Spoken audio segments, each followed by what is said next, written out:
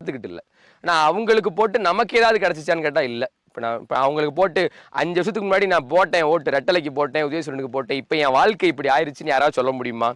ஆனால் நம்மள்ட்ட ஓட்டை வாங்கி பதவிக்கு போகிறவங்க எல்லாம் நல்ல இதில் இருக்காங்க. முதல்ல 1000 கோடி 5000 கோடி அதிபதி ஆகிட்டார். புரியுதுல்ல உங்களுக்கு? அப்போ இதுதான் முக்கியம். உங்களுக்கு பாதுகாப்பு முக்கியம். சாராய கடையை மூடணும், விலைவாசியை குறைக்கணும், கரண்ட் பில்லை குறைக்கணும், படித்தவங்க படிக்காதவங்க எல்லாத்துக்கும் வேலை தரணும், சம்பளம் தரணும். வேலை வெட்டி தந்துட்டா சேலை வெட்டி தர வேண்டிய அவசியம் இருக்காது. அதெல்லாம் நம்மளே வாங்கிக்க போகிறோம், நமக்கே தேவை வாங்கிக்க போகிறோம். புரியுதுங்களா உங்களுக்கு? அப்போ விவசாய சின்னத்தில் ஒரே ஓட்டு. நான் தான் தேர்தலில் நிற்கிறேன், நான் தான் போட்டிடுறேன். உங்கள் பிள்ளை நல்லதாக தான். இப்போ வண்டி நாங்கள் போகும்போது இங்கே இவ்வளோ பேர் தாய்மார்கள் இருக்கோம் தான் நாங்கள் இறங்கி வந்து பேசுகிறோம். சரிங்களா? இப்படிலாம் யார் இறங்கி வந்து உங்களுக்கு விளக்கம் சொல்லி நேர்மையின் பக்கம் நில்லுங்க, உண்மையின் பக்கம் நில்லுங்க, இப்படிலாம் யாரும் சொல்ல மாட்டாங்க. ஐயா சாமிநாதனோ பரம சொல்ல மாட்டாங்க. உங்களுக்கு இலவசம் கொடுப்பாங்க, அரிசி பருப்பு கொடுப்பாங்க, அண்டா கொடுப்பாங்க, 100 கோடி ரூபா செலவு பண்ணுவாங்க. இந்த மாதிரி இலவசம் கொடுத்து 100 கோடி ரூபா செலவு பண்ணுறவன் வந்து 1000 கோடி ரூபா கொள்ளையடிப்பானா மாட்டானா? தொழில் பண்ணுறோம் ஒன்று, 10 ரூபா போடுறோன்னா எதுக்கு போடுறோம்? 15 ரூபா எடுக்கலான்னு தான் போடுறோம். அப்போ உங்களுக்கு காசு கொடுத்து ஓட்டை விலைக்கு வாங்குறவங்க கண்டிப்பாக வந்து கொள்ளையடிப்பாங்க. சரிதானே?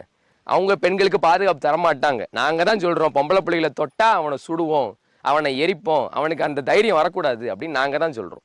சாராய கடையை மூடுவோம்னு நாங்கள் மட்டும் தான் சொல்கிறோம். அப்போ நீங்கள் தான் யோசிக்கணும், தோசையை எப்படி திருப்பி போடணும்னு உங்களுக்கு தான் தெரியும். அப்போ நீங்கள் தான் அந்த மாற்றத்துக்குன்னு நீங்கள் தான் வாக்களிக்கணும். சரிங்களா? ஒரே ஒரு முறை விவசாய சின்னத்தில் போட்டுருங்க. அதில் கொடுத்துருக்கோம். விவசாயி ஏற்கலப்பு ஏந்தி விவசாயி சீமான் கட்சி, நாம் தமிழர் கட்சி, ஒரு வாட்டி ஓட்டை போடுங்க.